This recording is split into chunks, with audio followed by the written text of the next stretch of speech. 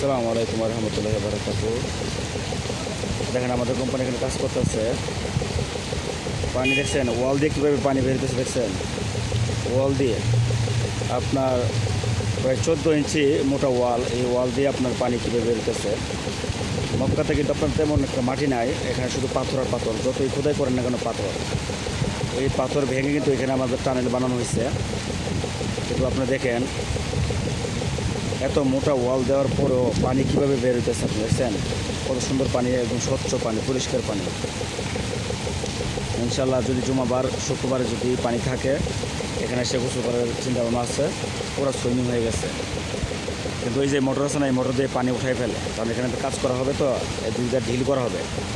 ঢিল করে আপনার এক সাইড থেকে আরেক সাইডে আপনার টানেল বানানো হবে। টানেল, ওই যে টানেলের ভিতরে পাইপ ঢুকানো হবে। এই পাইপ বিশাল বড় বড় দানবের মতন পাইপ, এই পাইপ দিয়ে আপনার পানি আসা যাওয়া করবে আর কি। এদিক দিয়ে একটা টানেল করবে, এদিক দিয়ে একটা পাইপ করবে, ওইদিকে যাবে, এদিক দিয়ে একটা বের হবে, ওই দিক থেকে একটা আস্তে আস্তে পাইপ এদিকে বের হবে। এই ঢালাই কেটেই বের হবে ইনশাল্লাহ। এটা হচ্ছে দেখেন যে মুজদালিফা স্টেশন নাম্বার 3, এটার সাথে।